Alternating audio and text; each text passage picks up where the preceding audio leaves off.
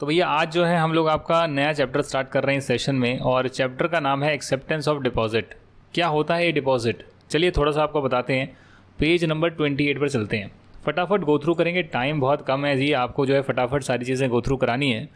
आपने बैंक का fix deposit तो सुना ही होगा, पर क्या आपको पता है कि जो कंपनीज होती है वो भी फिक्स डिपॉजिट दे सकती है, और उसकी रेट थोड़ी सी ज़्यादा ही होती है। अगर आज आप जाएंगे तो आप कहीं ना कहीं पाएंगे कि करीब करीब आपको 6-6.5% से ज़्यादा इंटरेस्ट नहीं मिल रहा है एफडी का। यहाँ पर आप देखेंगे ईयरली पे आउट जो है वो 8.15% का इंटरेस्ट मिल रहा है with the deposit of less than 5 crore. यार इससे बड़ी अपॉर्चुनिटी क्या हो सकती है। तो अगर आप कंपनी में डिपॉजिट करना चाहते हैं तो डेफिनेटली आप डीमैट अकाउंट से जो है कर सकते हैं। पर क्या आपको पता है कि कंपनी के क्या रूल्स एंड रेगुलेशन होते हैं जो कंपनी को फॉलो करने होते हैं कोई भी डिपॉजिट लेने से पहले, और डिपॉजिट का मतलब क्या होता है, तो वो सारी चीज़ें जो हम आज के चैप्टर में जानेंगे। चलिए शुरू करते हैं chapter number 4 acceptance of deposit. जहाँ जहाँ पर भी रूल नंबर आएगा वहाँ पर समझ जाना कि जो रूल का नंबर है वो companies acceptance of deposit rules 2014 में जो है लिखा हुआ है रूल, उसके नंबर है। सेक्शन 2 क्लॉज 31 में जो है डेफिनेशन दे रखी है डिपॉजिट की, जो हमने डेफिनेशन के चैप्टर में नहीं करी क्योंकि उसको अलग से हम यहाँ पढ़ रहे हैं। वैसे देखा जाए तो डिपॉजिट का मतलब है कि आप जिसको डिपॉजिट बोलते हैं, लोन बोलते हैं, किसी भी अदर फॉर्म में जो है आप पैसा कलेक्ट करते हैं जिसकी एक टाइम बाउंड रीपेमेंट होती है थोड़े टाइम के बाद, जो सिक्योर्ड या अनसिक्योर्ड हो सकता है, एक्चुअली में उसको हम डिपॉजिट बोलते हैं। अब कई लोग यहाँ पर पूछेंगे कि यार आपने तो बोल दिया लोन भी जो है डिपॉजिट है। तो ऐसा है कि लोन जो आप बैंकों से लेते हैं, पब्लिक फाइनेंशियल इंस्टीट्यूशन से लेते हैं, वो आपका डिपॉजिट नहीं है। क्यों कह रहा हूँ मैं ऐसा, क्योंकि नीचे लिखा हुआ है कि क्या क्या चीज़ें डिपॉजिट नहीं होती है। तो वहाँ पर लिखा हुआ है कि लोन वगैरह आप जो लेंगे, गवर्नमेंट से लेंगे, बैंक से लेंगे, पब्लिक फाइनेंशियल इंस्टीट्यूशन से लेंगे, या फिर आप डायरेक्टर से लेंगे, या फिर in case of private company director या उसके रिलेटिव से भी ले लेंगे, या फिर आप एम्प्लॉइज से अपनी सिक्योरिटी लेंगे। तो ये नहीं ना है कि आप कुछ भी पैसा ले रहे हैं तो वो डिपॉजिट है। जी हाँ, पहले डिफाइन कर दिया कि जो भी पैसा ले रहे हैं वो डिपॉजिट है। नहीं तो क्या होगा, नहीं तो आप बोलेंगे यार ये डिपॉजिट नहीं है, मैं लोन के माध्यम से पैसा ले रहा हूँ, और बोलेंगे इस पर तो कोई रूल लगता नहीं है। यानी आप टर्मिनोलॉजी बदल देंगे, और टर्मिनोलॉजी बदल के आप बोलेंगे ये तो डिपॉजिट नहीं है, बट एक्चुअली में क्या है, वो डिपॉजिट ही है। तो ये बात आपको जो है इंश्योर करनी पड़ती है। अब यहाँ पर जो है देखिए डिपॉजिटर का मतलब क्या होता है। इसका मतलब ये कि अभी के लिए जो है हर चीज़ डिपॉजिट में आती है। जो भी पैसा आप ले रहे हैं, टाइम बाउंड रीपेमेंट है, वो डिपॉजिट में आती है, जो सिक्योर्ड अनसिक्योर्ड हो सकती है। डिपॉजिटर का मतलब क्या है, देखिए वैसे जो मेंबर होते हैं, यानी कि जो शेयर होल्डर होते हैं, मेंबर होते हैं, वो भी जो है डिपॉजिटर बन सकते हैं, चाहे पब्लिक कंपनी हो या प्राइवेट कंपनी हो। पर पब्लिक कंपनी जो है वो बाहर वालों से भी डिपॉजिट ले सकती है। इसका मतलब ये हो गया कि प्राइवेट कंपनी जो है वो बाहर वालों से डिपॉजिट नहीं ले सकती। अच्छा, बात करते हैं कि कौन कौन डिपॉजिट ले सकते हैं पब्लिक से, एलिजिबल कंपनीज कौन सी है। इसका सेक्शन जो है 76 है, बेहद इंपॉर्टेंट सेक्शन है। पब्लिक कंपनी होनी जरूरी है जिसकी नेटवर्थ कम से कम 100 करोड़ या उससे ऊपर हो, या फिर उसका टर्नओवर 500 करोड़ या उससे ज़्यादा हो। साथ ही में उसको कंसेंट लेनी पड़ेगी मेंबर से बाय स्पेशल रेजोल्यूशन। 75% ज़्यादा लोग एग्री करेंगे तब आप ले सकते हैं, और जो भी रेजोल्यूशन वगैरह उसकी कॉपी आप आरओसी में सबमिट करेंगे, उसके बाद जाकर जो है आप डिपॉजिट क्लेम कर सकते हैं। यानी कि आप उसकी एडवर्टीजमेंट निकालेंगे, डिपॉजिट लेंगे, फलाना चीज़ें करेंगे। हालांकि अगर आप डिपॉजिट ले रहे हैं सेक्शन 180 की अमाउंट के विद इन, जो कि करीब करीब पेड अप शेयर कैपिटल और फ्री रिजर्व तक होती है, बोर्ड ऑफ डायरेक्टर अगर चाहे तो इतनी अमाउंट तक बोरो कर सकते हैं। तो इस लिमिट के विद इन अगर आप डिपॉजिट भी लेंगे तो आप ले सकते हैं। आपको स्पेशल रेजोल्यूशन की जगह सिर्फ ऑर्डिनरी रेजोल्यूशन भी पास करके काम चल जाएगा। कुछ कंपनीज ऐसी होती है जो इन प्रोविजन से एग्जेम्प्टेड है। अब जाहिर सी बात है, अगर आप बैंकों की बात करेंगे तो बैंकों का तो काम ही क्या है, डिपॉजिट लेना। अब उन पर भी ये रूल्स लगेंगे कंपनी वाले, दी आंसर इज नो। पर क्या वैसे बैंकिंग पर जो है, बैंक्स जो होते हैं, जो कंपनीज बनी हुई है, उन पर कंपनीज एक्ट लगता है? जी हाँ, उन पर आरबीआई की गाइडलाइंस भी लगती है, जो बैंकिंग एक्ट बना हुआ है वो भी लगता है, और कंपनीज एक्ट भी लगता है। पर ये रूल्स नहीं लगेंगे क्योंकि उनका काम ही क्या है, डिपॉजिट लेना। Similarly non banking financial companies हो गई, हाउसिंग फाइनेंस कंपनीज हो गई, या सेंट्रल गवर्नमेंट ने जो है और कोई कंपनीज को अगर क्लासीफाई करा है जिनका काम पब्लिक से डिपॉजिट लेना है, तो वो सब भी जो है एग्जेम्प्टेड रहेगी, उन पर कोई प्रोविजन नहीं लगेगा। इसके अलावा बहुत सारी चीज़ें ऐसी है जो डिपॉजिट मानी नहीं जाएगी, तो उस केस में भी जो है ये वाले जो प्रोविजन हम आगे पढ़ेंगे वो नहीं लगेंगे। कौन कौन सा है मैंने आपको बता दिया। बैंकों से अगर आप लोन लेते हैं तो उस केस में कंपनी बैंकों से लोन ले सकती है, पब्लिक फाइनेंशियल इंस्टीट्यूशन से, गवर्नमेंट कंपनी से ले सकती है, दूसरी कंपनी से कमर्शियल पेपर ले सकती है। एक ये बहुत ही लिक्विड इंस्ट्रूमेंट होता है, फाइनेंशियल मैनेजमेंट में पढ़ेंगे। अपने डायरेक्टर से ले सकती है, प्राइवेट कंपनी के केस में डायरेक्टर या उसके रिलेटिव से भी ले सकती है, या अपने एम्प्लॉय से सिक्योरिटी डिपॉजिट ले सकती है, उसके सैलरी की अमाउंट जितना, without paying any interest on it. तो ये सारी चीज़ें जो हैं बहुत सारी प्रैक्टिकल चीज़ें हैं। अब इन पर भी अगर हम डिपॉजिट के रूल्स लगाने लग जाएंगे तो बहुत ही ज़्यादा कॉम्प्लिकेशन हो जाएगी, इसलिए इन्हें एग्जेम्प्ट किया गया है। सिमिलरली अगर आप और कोई अमाउंट रिसीव करते हैं बट उसकी अमाउंट गवर्नमेंट ने गारंटी दी है, तो फिर आपको ये रूल फॉलो करने की क्या ज़रूरत है, आपको एक्ट फॉलो करने की क्या ज़रूरत है, क्योंकि जो डिपॉजिटर्स हैं उनके हित के लिए रूल्स बने। अगर गवर्नमेंट ने ही गारंटी कर दी है तो फिर दिक्कत क्या है, तो उस पर भी जो है रूल्स नहीं लगेंगे। साथ ही में अगर आप कोई सिक्योरिटी इशू करते हैं तो सिक्योरिटी इशू कर रहे हैं तो डेफिनेटली वो डिपॉजिट नहीं है। कोई और सिक्योरिटी का मतलब शेयर्स वगैरह हो गए तो वो आपके डेफिनेटली डिपॉजिट में नहीं आएंगे। बट अगर आपने उसकी एप्लीकेशन अमाउंट ली और अलॉट नहीं किया और 60 दिन तक अलॉट नहीं करा तो उसके बाद आपको 15 दिन में रिफंड करना पड़ेगा, और यदि आप रिफंड नहीं करेंगे तो उसे हम डिपॉजिट ही मान लेंगे, क्योंकि अल्टीमेटली आपने सिक्योरिटी नहीं ना दी और पैसा लेकर रख लिया है तो वो डिपॉजिट ही माना जाएगा अगर आप रिफंड नहीं करते तो। सिमिलरली जो बॉन्ड्स और डिबेंचर्स होते हैं, हमने नाम तो अलग अलग कर दिए, बॉन्ड, डिबेंचर, बट ये तब डिपॉजिट नहीं माने जाएंगे जब या तो ये कन्वर्टिबल है, विद इन 10 ईयर्स शेयर्स में कन्वर्ट हो जाएंगे, या फिर ये सिक्योर्ड है और फर्स्ट चार्ज जो है एसेट पर क्रिएट हुआ है, यानी पहला अधिकार इन बॉन्ड्स और डिबेंचर का होगा एसेट्स पे, और जो चार्ज क्रिएट किया गया है वो इसकी वैल्यू से ज़्यादा है। यानी जो एसेट्स की फेयर मार्केट वैल्यू 10 करोड़ है, इसका मतलब 10 करोड़ या उससे कम जो है बॉन्ड्स डिबेंचर इशू कर सकते हैं, क्योंकि जो चार्ज आप क्रिएट कर रहे हैं वो उसकी वैल्यू से ज़्यादा का चार्ज है। यानी कि आपके जो बॉन्ड्स डिबेंचर रहेंगे वो फुल्ली सिक्योर्ड रहेंगे, तो उस केस में उसे हम डिपॉजिट नहीं मानेंगे। सिमिलरली अगर नॉन कन्वर्टिबल डिबेंचर है और स्टॉक एक्सचेंज पर लिस्टेड है तो भी हम उसे जो है डिबेंचर्स नहीं मानेंगे। इसके बाद है अमाउंट, जो है बहुत सारी जो है निधि कंपनीज होती है, चिट फंड कंपनीज होती है, म्यूचुअल बेनिफिट कंपनीज होती है, जो अपने मेंबर के लिए पैसा कलेक्ट करती है, किसी मेंबर की मदद करती है, जिसका चिट में नाम निकलता है उसको पैसा देती है, जिसको ज़रूरत होती है उसे पैसा देती है, फिर वो धीरे धीरे करके चुकाता है। इन कंपनीज पर भी जो है ये डिपॉजिट वाले रूल्स नहीं लगेंगे। अगर आप प्रमोटर से या उनके रिलेटिव से बोरो करते हैं अमाउंट, और ये बोरो इसलिए करते हैं, कंपनी को बोरो इसलिए करना पड़ता है क्योंकि कुछ ना कुछ जो है कंडीशन लगा दी गई है लेंडिंग इंस्टीट्यूशन ने, तो इस केस में क्या है कि लैंडिंग इंस्टीट्यूशन बैंक बोल रहा है कि अगर हम इतना लोन दे रहे हैं तो कुछ अनसिक्योर्ड लोन जो है प्रमोटर्स का इतना रेशो बना रहना चाहिए, हम उनका इतना परसेंटेज ही देंगे। तो उस केस में आप बोरो करते हैं प्रमोटर से, रिलेटिव से अनसिक्योर्ड लोन। बैंक अपना लोन तो सिक्योर्ड रखता है बट बोलता है कि भाई इतना परसेंटेज जो है आपके प्रमोटर रिलेटिव ने भी आपको लोन दिया हो तब हम इतना लगाएंगे, कुछ रेशो मेंटेन करना होता है। तो उस केस में क्या है, उस कंडीशन के लिए आपने लोन वगैरह लिया है, तो जब तक वो कंडीशन रहेगी बैंकों का लोन आप नहीं चुकाएंगे तब तक जो है आप उसे डिपॉजिट नहीं मानेंगे जो आपने प्रमोटर रिलेटिव से पैसा लिया है।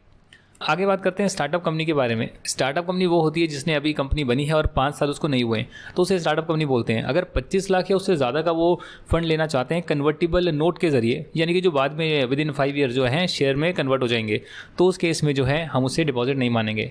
कंडीशन ये कि 25 लाख या उससे ज़्यादा का अमाउंट एक साथ में मिलना चाहिए। इसके अलावा जो है बिजनेस के दौरान आपको पता होगा बहुत सारा आप एडवांसेस ले सकते हैं, कस्टमर से एडवांस मांग सकते हैं, तो पैसा तो आ गया तो उसे डिपॉजिट मानेंगे? The answer is no. आप सिक्योरिटी डिपॉजिट लेते हैं कुछ कॉन्ट्रैक्ट पूरा करने के लिए, अपनी वारंटी वगैरह सर्विस देने के लिए, या कुछ भी अपनी एनुअल पब्लिकेशन के लिए एडवांस लेते हैं, तो उस केस में क्या करेंगे, भैया कंपनी में पैसा तो मिलेगा पर इसको हम डिपॉजिट नहीं मानेंगे।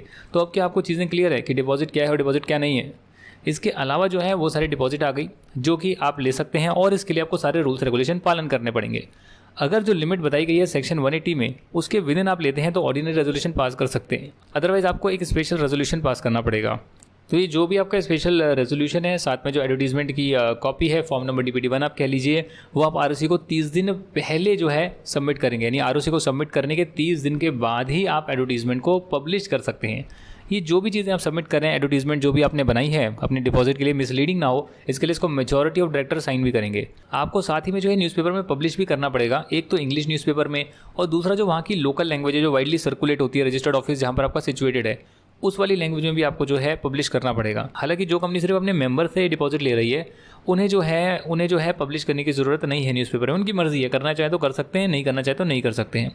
ये जो ऐड आपने करी है दोस्तों, आप एडवर्टीजमेंट करेंगे, भाई पब्लिक से इन्वाइट करेंगे डिपॉजिट, आरओसी को सबमिट करने के बाद 30 दिन बीतने के बाद, जिसको मेजॉरिटी ऑफ डायरेक्टर ने अप्रूव भी किया है, उसके बाद भी यहाँ पर ये लिखा हुआ है कि वो एडवर्टीजमेंट जो है आपका फाइनेंशियल ईयर खत्म होने के 6 महीने तक वैलिड रहेगी, या फिर जो फाइनेंशियल ईयर खत्म हुआ जिसमें आपने ऐड भेजी थी वो ख़त्म होने के बाद जो एनुअल जनरल मीटिंग जब आप करेंगे या उसकी जो भी डेट है तब तक जो है ये एडवर्टीजमेंट वैलिड रहेगी। तो आप उस एक ऐड के बेस पर तब तक डिपॉजिट ले सकते हैं। टाइम पीरियड पूरा होने के बाद एक नई ऐड आपको करनी पड़ेगी नए फाइनेंशियल ईयर में, अगर आप और डिपॉजिट लेना चाहते हैं तो। बात करते हैं अगर आप डिपॉजिट सिर्फ अपने मेंबर से ले रहे हैं, चाहे प्राइवेट कंपनी हो या पब्लिक कंपनी हो, तो उस केस में न्यूज़पेपर की जगह आप चाहें तो सर्कुलेट कर सकते हैं अपने मेंबर्स को रजिस्टर्ड पोस्ट से विद एक्नॉलेजमेंट ड्यू, या स्पीड पोस्ट या इलेक्ट्रॉनिक मोड से आप जो है कम्युनिकेशन कर सकते हैं ऐड का। साथ ही में सर्कुलर जो है उसमें एक स्टेटमेंट भी लगाई जाएगी। स्टेटमेंट में क्या होगा पता है आपको? स्टेटमेंट में जो है दोस्तों कंपनी की पोजीशन बताई जाएगी, साथ में जो क्रेडिट रेटिंग अगर आपने ऑब्टेन करी है, अगर ऑब्टेन करी है तो वो क्रेडिट रेटिंग जो है बताई जाएगी। टोटल नंबर ऑफ डिपॉजिटर कितने हैं, डिपॉजिट की अमाउंट कितनी ड्यू है, प्रीवियस डिपॉजिट की कितनी पेंडिंग है, अभी तक नहीं दिया है वो भी आप बताएंगे। तो ये सारी चीज़ें आप डिस्क्लोज करेंगे। साथ ही में आप कंपनी के स्टैट्यूटरी ऑडिटर से एक अटैच करवाएंगे फॉर्म DPT-1 में, उसमें स्टेट करेंगे कंपनी ने कोई भी डिफॉल्ट नहीं करा है रीपेमेंट ऑफ डिपॉजिट में और in the payment of interest और डिपॉजिट का रीपेमेंट में कोई भी डिफॉल्ट आज तक कंपनी ने नहीं किया है, और अगर किया है तो आप जो सर्टिफिकेट है उस पर मेंशन करेंगे कि हाँ जो भी आपने डिफॉल्ट किया था उसको ठीक कर दिया है और 5 साल बीत चुके हैं उस डिफ़ॉल्ट को हुए जो आपने गलत चीज़ हो गई थी, डिफ़ॉल्ट हो गया, तो उसे ठीक करने के बाद 5 साल बीत चुके हैं, फिर आप पब्लिक से डिपॉजिट ले रहे हैं। अगर आप इन चीज़ों में डिफ़ॉल्ट करते हैं दोस्तों, तो बहुत ही स्ट्रिंजेंट रूल है, आप दोबारा डिपॉजिट नहीं ले पाएंगे, बहुत ज़्यादा पेनल्टी लग जाएगी। तो इसलिए इंश्योर करना ज़रूरी है कि हमने कभी डिफ़ॉल्ट ना करें, क्योंकि पब्लिक का पैसा जा रहा है तो आपको इंश्योर करना पड़ेगा। इवन मेंबर का जा रहा है इस केस में, या पब्लिक का जा रहा है, दोनों ही केस में इंश्योर करना पड़ेगा आपको कि उसमें कोई गलती ना हो, उसमें जो है डिफ़ॉल्ट ना हो।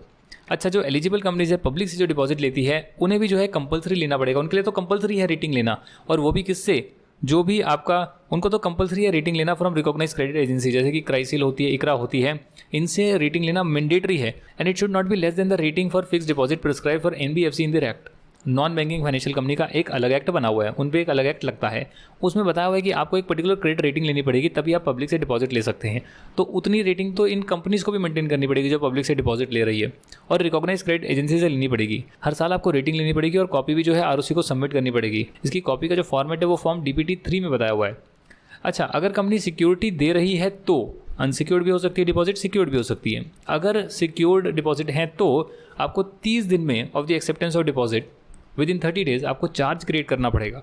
चार्ज कैसे क्रिएट करते हैं वो हम नेक्स्ट चैप्टर में जानेंगे। चार्ज सिर्फ टेंजिबल एसेट पर क्रिएट हो सकता है, और उसकी जो अमाउंट है, जो फेयर मार्केट वैल्यू है एसेट्स की जिस पे चार्ज आप क्रिएट कर रहे हैं, वो आपकी डिपॉजिट की अमाउंट से ज़्यादा होनी चाहिए। चार्ज जो है आप डिपॉजिट होल्डर के फेवर में करेंगे, यानी कि आप डिपॉजिटर्स के आप एक ट्रस्टी अपॉइंट कर सकते हैं और उनके फेवर में आप जो है चार्ज को क्रिएट कर सकते हैं। ट्रस्टी कौन हो सकता है वो नीचे जानेंगे, वो आपके कंपनी के बंदे नहीं हो सकते, वो डिपॉजिटर्स नहीं हो सकते, वो इंडिपेंडेंट पर्सन होंगे। अच्छा, क्या आपको पता है कि आप ये जो डिपॉजिट लेते हैं पब्लिक से, जिसे फिक्स डिपॉजिट के बराबर मानते हैं, टर्म डिपॉजिट के बराबर मानते हैं, वो कितने टाइम पीरियड के लिए ले सकते हैं? एक कंपनी कितने टाइम पीरियड के लिए ले सकती है? मिनिमम 6 मंथ, मैक्सिमम 36 मंथ्स, यानी 3 साल। तो 6 महीने से 3 ईयर्स के लिए जो है लिया जा सकता है। हालांकि अगर 6 महीने से कम पीरियड का आप लेना चाहते हैं तो आपको प्रूव करना पड़ेगा कि आपकी कोई शॉर्ट टर्म रिक्वायरमेंट है, साथ ही में जो है आपकी paid up share capital free reserve और सिक्योरिटी प्रीमियम अकाउंट जो है उसके 10% से एक्सीड नहीं कर सकती है, उससे कम ही आपको रखनी पड़ेगी। Such deposit are repayable only on or after 3 months from the date of such deposit, और कम से कम 3 महीने के पीरियड के लिए आप लेंगे, यानी कि भले ही 6 महीने से कम हो ले सकते हैं, शॉर्ट टर्म रिक्वायरमेंट है तो ले सकते हैं, 10% से ज़्यादा नहीं ले सकते अपनी paid up share capital reserves और सिक्योरिटी प्रीमियम का जो भी 10% आ रहा है, और 3 महीने तो मिनिमम पीरियड रखना ही पड़ेगा चाहे कुछ भी हो जाए। अच्छा, मैक्सिमम अमाउंट कितनी ले सकते हैं? देखिए, मैक्सिमम अमाउंट जो है वो paid up share capital free reserve और सिक्योरिटी प्रीमियम का 35% ले सकते हैं प्राइवेट कंपनी, और अगर गवर्नमेंट कंपनी है, गवर्नमेंट कंपनी पब्लिक होगी सर, प्राइवेट नहीं होगी, पब्लिक कंपनी होगी, और एलिजिबल अगर वो है, जो स्टार्टिंग में हमने पढ़ा था, सारी की सारी नेटवर्क टर्नओवर की रिक्वायरमेंट फुलफिल करती हैं, तो वो गवर्नमेंट कंपनी 35% तक ले सकती है। पर जो बाकी की पब्लिक कंपनीज है वो अगर अपने मेंबर से ले रही है तो 10% डिपॉजिट ले सकती है इसी का, paid up share capital free reserve और सिक्योरिटी प्रीमियम का। बाहर वालों से ले रही है तो 25% तक ले सकती है। अच्छा, आगे बात करते हैं maintenance and using the amount of deposit repayment reserve. ये एक बहुत ही अच्छा प्रोविजन लेकर आए हैं भैया। जो भी आपका साल स्टार्ट होगा तो उसके 30 अप्रैल तक ये देखो कि अगले साल कितनी डिपॉजिट मैच्योर होने वाली है, और जितनी मैच्योर होने वाली है नेक्स्ट ईयर उसका 20% तक इस साल की 30 अप्रैल तक उसे डिपॉजिट करके रख दो एक रिजर्व में, उसे रिजर्व में डालकर रख दो, और उसे आप कभी भी यूज़ नहीं करेंगे किसी और काम के लिए, और पूरे साल में डिपॉजिट वो 20% से कम नहीं होना चाहिए। यानी नेक्स्ट ईयर जो डिपॉजिट मैच्योर होने वाली है उसका 20% रिजर्व आप इसी साल क्रिएट कर लेंगे 30 अप्रैल तक। That is the most important point. अच्छा, एक बात मैं आपको और बताना चाहता हूँ कि जो प्रोविजन हमने पढ़े हैं सर्कुलर डिपॉजिट रिपेमेंट रिजर्व के, या जो भी मैक्सिमम अमाउंट ऑफ डिपॉजिट वगैरह है, ये कुछ प्राइवेट कंपनीज पर एप्लीकेबल नहीं होता है। यानी कि ये वाली जो प्राइवेट कंपनीज है ये मैक्सिमम जो है अपनी paid up share capital free reserve और सिक्योरिटी प्रीमियम का जो है वहाँ तक की डिपॉजिट ले सकती है। ये वाली प्राइवेट कंपनीज कौन सी है? ये वो प्राइवेट कंपनीज है जो सिर्फ अपने मेंबर से ले रही है। पहली बात, पब्लिक से तो ले ही नहीं सकती प्राइवेट कंपनीज। सेकेंडली, ये सब्सिडरी नहीं है, एसोसिएट नहीं है किसी कंपनी की, इसने कभी डिफॉल्ट नहीं करा रिपेमेंट ऑफ बोरिंग में। उसकी जो बोरिंग है बैंक से, फाइनेंशियल इंस्टीट्यूशन से या किसी बॉडी कॉर्पोरेट से, वो 50 करोड़ से भी कम है और अपनी पेड अप शेयर कैपिटल के 200% से भी कम है। या फिर ऐसी प्राइवेट कंपनी है जो कि एक स्टार्टअप कंपनी है, यानी कि उसको 5 साल भी नहीं हुए हैं, या फिर कोई specified international financial service centre में कंपनी ऑपरेट करती है। ये जैसे स्पेशल इकोनॉमिक जोन होते हैं वैसे ही जो है इंटरनेशनल फाइनेंशियल सर्विस सेंटर बनाए हैं जो एक्सपोर्ट करते हैं सर्विसेज। तो वहाँ पर भी अगर कंपनी ऑपरेट करे तो इन कंपनीज को छूट है प्राइवेट कंपनीज को कि अपने मेंबर से ये paid up share capital free reserve security premium जितना जो है डिपॉजिट ले सकते हैं, और इन्हें मैक्सिमम वाली जो रिक्वायरमेंट ऊपर हमने पढ़ी है 35% वाली, ये अप्लाई नहीं करेगी। आगे बढ़ते हैं रेट ऑफ इंटरेस्ट। देखिए, रेट ऑफ इंटरेस्ट जो है आप ऐसे अगर किसी को बोले कि 20% दूंगा, 30% का इंटरेस्ट दूंगा, तो यार आपका इंटेंशन कहीं ना कहीं घपला करने का है। इसी के लिए जो है रिजर्व बैंक ऑफ इंडिया ने डिफाइन करा है नॉन बैंकिंग फाइनेंशियल कॉर्पोरेशंस या नॉन बैंकिंग फाइनेंशियल कंपनी के लिए कि कितना मैक्सिमम इंटरेस्ट रख सकते हैं, तो उससे तो एक्सीड आप भी नहीं कर सकते। इंटरेस्ट और साथ में जो आपके लोग होंगे, आपके जो ब्रोकर्स होंगे, वो भी पब्लिक को लेकर आएंगे, इनवाइट करेंगे आपके पर्टिकुलर कंपनी में डिपॉजिट करने के लिए। तो उन ब्रोकर का भी जो ब्रोकरेज है वो भी फिक्स करा हुआ है, उससे ज़्यादा आप नहीं दे सकते। पता लगे आप ऐसी स्कीम बने कि पैसा लाओ पैसा लाओ पैसा लाओ, खूब सारा पैसा आ गया, उसके बाद गबन करके भाग गए। तो कुछ ना कुछ रूल्स एंड चेक लगे हुए हैं। एक रीजनेबल इंटरेस्ट रेट आप ले सकते हैं, उससे ज़्यादा नहीं ले सकते। ब्रोकरेज एक पर्टिकुलर परसेंटेज दे सकते हैं, उससे ज़्यादा नहीं दे सकते। और उन्हीं को दे सकते हैं जो आपके ऑथराइज्ड ब्रोकर्स हैं। क्या आपको पता है कि अगर आप डिपॉजिट करना चाहते हैं तो उसके लिए एक एप्लीकेशन फॉर्म होता है। एप्लीकेशन फॉर्म के बिना डिपॉजिट नहीं हो सकती है। और एप्लीकेशन फॉर्म पे लिखा होता है कि भैया जो आप ये डिपॉजिट का पैसा डाल रहे हैं, आपने कहीं और से बोरो नहीं किया हुआ है, पता लगे कहीं से लोन लेकर यहाँ डिपॉजिट कर रहे हैं, तो उसकी डिक्लेरेशन भी देनी होती है। आपका एक खुद का पैसा है, सेविंग है, जिसे आप डिपॉजिट करना चाहते हैं और इंटरेस्ट कमाना चाहते हैं। देखिए, डिपॉजिट जो है जॉइंट मेंबर भी की जा सकती है और मैक्सिमम 3 लोग जो हैं वो जॉइंट होल्डर हो सकते हैं। जैसे ABC है, तीनों ने मिलकर एक नाम पर जो है, जॉइंट नाम पर जो है 1 लाख रुपए डिपॉजिट करें, जिस पे उन्हें इंटरेस्ट मिलेगा। एक टाइम पीरियड पूरा होने के बाद उन्हें पैसे मिल जाएंगे।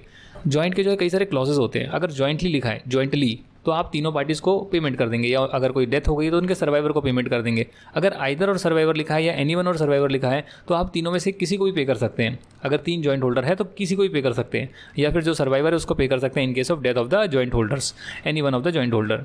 अगर फर्स्ट नेम लिखा हुआ है, फर्स्ट नेम और सर्वाइवर ऐसा लिखा है, तो उस केस में आप जिसका पहला नाम लिखा हुआ है उस बंदे को आप पे करेंगे। तो ये क्लॉजेज होते हैं कि भैया जॉइंट होल्डर के केस में पेमेंट किसको जाएगी, तीनों को जाएगी, किसी को भी कर सकते हैं, या पहले वाले पर्सन को करेंगे। तो ये जो भी क्लॉज लिखा है उसके हिसाब से आप देख लीजिएगा।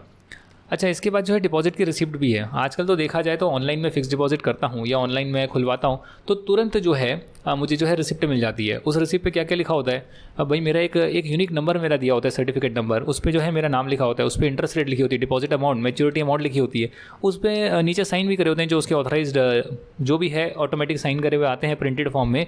जो भी उसका ऑथराइज्ड रिप्रेजेंटेटिव है उसको साइन करने के लिए ऑथराइज्ड ऑफिसर है वो साइन करके रखता है। साथ में जो है डेट, टाइम, नेम, एड्रेस वगैरह सब कुछ लिखा होता है। तो ये सारी जो है डिपॉजिट रिसिप्ट पे जो है चीज़ें लिखी होती है।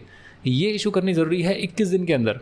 जब भी कंपनी को डिपॉजिट रिसिप्ट हो गई है या उन्हें मिल गई है, डिपॉजिट रिन्यू कर दिया है उन्होंने आपकी डिपॉजिट को, तो एक आपको रिसिप्ट देनी होगी, कंपनी को जो है रिसिप्ट देनी होगी। तो 21 दिन में देगी, जिसके अंदर जो जो चीज़ें हैं वो मैंने बता दिया है। आप चाहें तो एक नॉमिनी भी अपॉइंट कर सकते हैं। इन केस ऑफ डेथ पैसा जो है नॉमिनी के पास चले जाएगा। और ये बैंक में भी होता है, ये कंपनीज़ में भी है।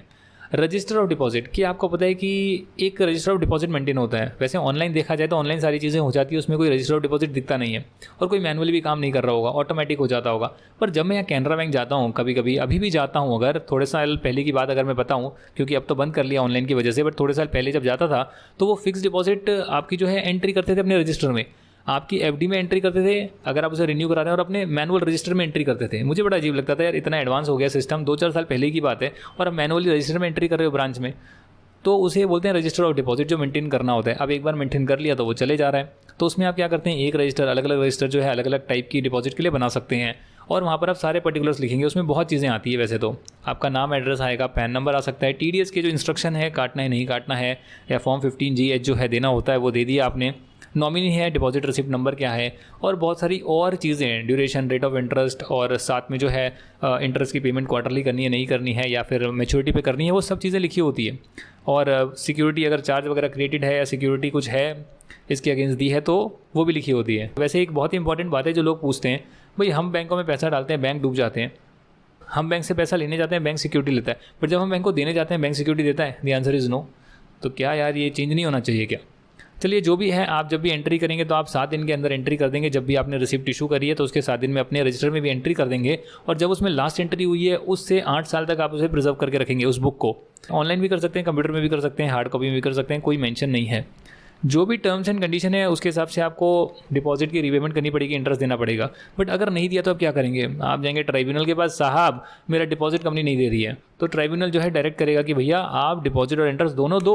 क्यों नहीं दे रहे सर, आप क्यों नहीं दे रहे? देना पड़ेगा आपको। हाँ, आप चाहें तो प्री मैच्योर डिपॉजिट ले सकते हैं। जैसे कि मैंने श्रीराम ट्रांसपोर्ट फाइनेंस मैंने आपको दिखाया, या महिंद्रा फाइनेंस दिखाया, मैंने उसकी डिपॉजिट ली। अब मुझे लगता है यार पैसा जो है मुझे निकाल लेना चाहिए, जल्दी निकाल लेना चाहिए, मुझे ज़रूरत पड़ रही है, तो 6 महीने से पहले तो मैं वैसे भी नहीं निकाल सकता। यहाँ पे ये रूल दे रखा है, कम से कम 6 महीने वेट करना ही पड़ेगा।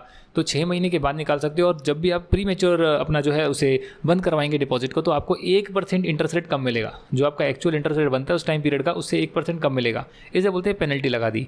हालांकि कई बार क्या होता है कि कंपनी जो है इंटरेस्ट रेट अचानक बढ़ा देती है, तो आप चाहते हैं यार मैं इसको ना क्लोज करवा दूँ अपना पर्टिकुलर FD को और नई FD खुलवा लूँ। भले ही मुझे अभी 1% कम मिल जाए, कोई बात नहीं, मैं नए में करवाऊंगा तो मुझे बहुत अच्छा इंटरेस्ट मिलेगा और वो इसको रिकवर कवर कर लेगा वो इसको। तो उस केस में आप कर सकते हैं, बट उसमें एक चीज़ आपको नोटिस करनी होगी। मान लेते हैं कि आपकी 3 साल की एफडी है और आप जो है 1 साल के बाद उसको तोड़वा रहे हैं, तो आपके अभी 2 साल पड़े हुए हैं, राइट, 2 साल पड़े हुए हैं। तो अगर आप उसको रिन्यू करवाना चाहते हैं, मतलब कि एक नई डिपॉजिट में कन्वर्ट कराना चाहते हैं प्री मैच्योर विड्रॉ करके, तो आपको ये इंश्योर करना होगा कि आपका जो टर्म है वो 3rd ईयर से एक्सीड कर जाए, राइट, वो 3rd ईयर से एक्सीड कर जाए, यानी अनएक्सपायर्ड पीरियड से ज़्यादा का पीरियड में ही आप कन्वर्ट कराएं हायर इंटरेस्ट पाने के लिए, ये रूल कहता है। साथ ही में जो भी आपकी डिपॉजिट वगैरह होगी भैया कंपनी वगैरह की, उसमें आपको जो है फाइलिंग भी करनी पड़ेगी। जैसे आप एनुअल रिटर्न फाइल करते हैं, रिटर्न फाइल करते हैं, वैसे आप इसकी भी एक रिटर्न फाइल करेंगे फॉर्म DPT3 में, जिसमें सारे पर्टिकुलर्स होंगे एज ऑन 31 मार्च जो एग्जिस्ट करते हैं, जो डिपॉजिट एग्जिस्ट करती है उसकी सभी डिटेल आप देंगे और ऑडिटेड रिटर्न देंगे डिपॉजिट की 30 जून तक। मार्च आ गया, मार्च में आपने देखा मार्च एज ऑन 31 मार्च कौन कौन क्या क्या डिटेल है वो बनाई, ऑडिट कराया, 30 जून तक सबमिट कर दिया। डिस्क्लोजर भी देना होता है फाइनेंशियल स्टेटमेंट में, बट किसका? पब्लिक से डिपॉजिट ली उसका नहीं, डायरेक्टर से ली उसका। पब्लिक डायरेक्टर से ले सकती है, पब्लिक कंपनी डायरेक्टर से ले सकती है और प्राइवेट कंपनी डायरेक्टर उसके रिलेटिव से भी ले सकती है। पब्लिक कंपनी डायरेक्टर के रिलेटिव से नहीं लेगी, वो डायरेक्टर के रिलेटिव उसके फिर पब्लिक में आ जाएंगे वो, पर प्राइवेट कंपनी में डायरेक्टर उसके रिलेटिव दोनों आएंगे। डायरेक्टर रिलेटिव और डायरेक्टर से लिया है तो उसको डिस्क्लोज करना ज़रूरी होता है। कोई भी पैसा लिया है तो देखिए, आप कोई मनी तो रिसीव कर ही सकते हैं ना। प्राइवेट कंपनी जो है प्राइवेटली जो है अपने मेंबर से ले सकती है, ठीक है, बट अपने डायरेक्टर वगैरह से भी तो ले ही सकती है, उनके रिलेटिव वगैरह से भी पैसा कुछ प्राइवेटली तो ले ही सकती है ना, कुछ पैसा पब्लिक से नहीं ले सकती, बट प्राइवेटली कुछ लोगों से तो प्राइवेटली ले सकती है ना, तो उसे डिस्क्लोज करना जरूरी होगा। अगर कंपनी फेल करती है, डिपॉजिट पे नहीं करती है, तो 18% का इंटरेस्ट देना पड़ेगा भैया, जितना ओवरड्यू पीरियड हो गया है।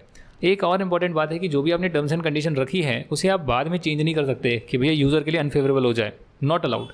अगर कोई भी प्रोविजन का कॉन्ट्रावेंशन किया हुआ है, उसकी पेनल्टी नहीं दे रखी है, पनिशमेंट नहीं दे रखी है, तब ये वाली लगेगी, जिसमें कि आपका जो फाइन है वो करीब 5,000 रुपये का होगा और साथ में जो है जब तक कॉन्ट्रावेंशन कंटिन्यू रहता है तो 500 रुपये प्रतिदिन लगते रहेगा। लिमिट नहीं दे रखी कि बाद में कहाँ पर ख़त्म होगा, लगते रहेगा। कब? जब पनिशमेंट डिफाइन नहीं है, मतलब किसी ऐसा कुछ हो गया कि जिसके लिए पनिशमेंट नहीं दे रखी, तो फिर ये वाली पनिशमेंट लगेगी, और दे रखा है तो फिर वो वाली लगेगी। क्या दे रखा है वो हम बाद में पढ़ेंगे। अच्छा, जो भी आपके डिपॉजिट होल्डर्स हैं उनके हित में कुछ काम करने के लिए जो है, उनका हित को प्रोटेक्ट करने के लिए ट्रस्टीज़ को अपॉइंट किया जाता है, और ट्रस्टीज़ को अपॉइंट करना जरूरी भी है। और जो आप एडवर्टीजमेंट लगा रहे हैं ना कि भैया हम डिपॉजिट लेंगे पब्लिक से, उसकी ऐड कर रहे हैं न्यूज़पेपर में, उसमें लिखना जरूरी है कि आपने ट्रस्टी अपॉइंट कर दिया, उन्होंने कंसेंट दे दी है, ये लिखना जरूरी है। डिपॉजिट ट्रस्टीड जो है वो कम से कम आपको 7 दिन पहले एग्जीक्यूट कर लेनी पड़ती है। इसका फॉर्म नंबर DPT2 है, DPT 1, 2, 3, ये क्या है? ये सारे फॉर्म नंबर हैं, तो उसे एग्जीक्यूट कर लेना पड़ता है before issuing the circular in the form of advertisement. 30 दिन पहले ऐड को सबमिट करो, 7 दिन पहले ट्रस्टीज़ का कंसेंट लेकर उस डीड को सबमिट करो। कुछ लोग जो है ट्रस्टीज़ नहीं हो सकते, जैसे कि कंपनी के डायरेक्टर्स, की मैनेजरल पर्सनल, ऑफिसर, एम्प्लॉइज़ और इनके रिलेटिव्स, कंपनी के भी या उसके होल्डिंग सब्सिडरी एसोसिएट के हों या डिपॉजिटर खुद हों, ये लोग ट्रस्टीज़ नहीं हो सकते। कोई ऐसा इंसान जो इंडेप्टेड है, जिस पे कर्ज चढ़ा हुआ है, कंपनी का या कंपनी की सब्सिडरी होल्डिंग का एसोसिएट का या किसी और सब्सिडरी कंपनी का, सेम होल्डिंग कंपनी की, वो बंदा भी नहीं हो सकता। किसी बंदे ने गारंटी दी है या किसी का जो है पैसे का लेन देन का कुछ हिसाब बाकी है कंपनी के साथ, वो लोग जो है ट्रस्टीज अपॉइंट नहीं हो सकते। Trustee should be independent person. अच्छा, एक बार ट्रस्टी अपॉइंट हो गए तो उसे आप रिमूव नहीं कर सकते अनलेस एंड अनटिल सभी डायरेक्टर की कंसेंट हो, consent of all the director. अगर उसमें इंडिपेंडेंट डायरेक्टर तो कम से कम एक इंडिपेंडेंट डायरेक्टर भी प्रेजेंट हो। हर कंपनी को इंडिपेंडेंट डायरेक्टर नहीं अपॉइंट करने होते, बट जिसको करने होते हैं बाद में पढ़ेंगे, तो वहाँ पे इंडिपेंडेंट डायरेक्टर की कंसेंट हो और जो भी मीटिंग में प्रेजेंट है उन सभी डायरेक्टर की कंसेंट हो, तब आप ट्रस्टीज को चेंज कर सकते हैं। अच्छा, पनिशमेंट क्या है? सेक्शन 73 और 76 में अगर आप डिपॉजिट के प्रोविजंस को फॉलो नहीं करते और आप इंटरेस्ट नहीं देते, आप डिपॉजिट की रीपेमेंट नहीं करते, तो उस केस में पनिशमेंट डिफाइंड है। और पनिशमेंट कितनी है? पनिशमेंट या फाइन कितना है कंपनी के लिए जो है वो है 1 करोड़ या फिर डिपॉजिट की अमाउंट का twice, which ever is lower. तो अगर डिपॉजिट की अमाउंट जो है 25 लाख रुपए की है तो 50 लाख रुपए आपका आ गया कंपनी का फाइन जो देना होगा। ये 10 करोड़ तक एक्सटेंड हो सकता है, 10 करोड़ तक। तो मिनिमम कितना है वो आपको बता दिया मैंने, 1 करोड़ या फिर twice the amount of deposit which ever is lower, that is the minimum portion. Extend हो सकता है 10 करोड़ तक। और जो ऑफिसर इन डिफॉल्ट है, जिन्होंने गड़बड़ करी है, ये काम नहीं करने दिया जिनकी अथॉरिटी में आता था, और उन्होंने जो है सारी चीज़ें ठीक से नहीं करी है, तो भैया 7 साल तक की जेल हो सकती है और फाइन लगे तो 25 लाख रुपए से 2 करोड़ तक का फाइन लग सकता है। Very very very very important. और किसी ने जानबूझ के फ्रॉड करने के इरादे से किया है तो भैया सेक्शन 447 की धारा लगेगी, यानी कि फ्रॉड के प्रोविजन लग जाएंगे। फ्रॉड किया आपने, जो बाद में हम डिस्कस करेंगे, कहीं ना कहीं पर जिक्र किया हुआ है। बात करते हैं जो डिपॉजिट आपने इस कंपनीज एक्ट से पहले ले लिए, यानी कि पुराने वाले कंपनीज एक्ट में डिपॉजिट ले लिए, तो उन सभी की इन्फॉर्मेशन जब ये कंपनीज एक्ट आया था तब आपको 3 महीने के विदिन जो है ये आपको बतानी थी, एक स्टेटमेंट फाइल करनी थी कि कितना अमाउंट अनपेड है, कितना इंटरेस्ट ड्यू है, वो सब आपको जो है आरओसी को सबमिट करना था। साथ ही में जो है एक्ट स्टार्ट होने के 3 साल के विदिन आपको सारी डिपॉजिट रीपे करनी थी, या फिर जो डिपॉजिट का टाइम पीरियड है वो अगर पहले खत्म हो रहा है तो तब तक आपको रीपे कर ही देनी थी। बट अगर आप इंटरेस्ट टाइम पर पे कर रहे हैं तो उस केस में हम मान लेंगे कि आपने इस कंडीशन को कंप्लाई किया है। हालांकि कंपनी चाहे तो ट्राइब्यूनल को बोल सकती है टाइम पीरियड थोड़ा सा बढ़ा दो क्योंकि कुछ दिक्कत हो रही है, ट्राइब्यूनल चाहे तो बढ़ा सकता है, अदरवाइज़ कोई बात नहीं सर, आप इंटरेस्ट तो पे कर ही रहे थे, जैसे ही टाइम आया आप उसको रीपे कर दीजिए। अगर प्रोविजंस आपने फॉलो नहीं करे तो क्या होगा, ये उसी प्रकार होगा जैसे कि यहाँ पर जो आपने पेनल्टी लग रही थी और जो भी यहाँ पर फाइन लग रहा था वो आपको देना पड़ेगा। तो ये जो है आपके डिपॉजिट के चैप्टर के हमने सारे कॉन्सेप्ट डिस्कस कर लिए। Now let's look at the registration of charges.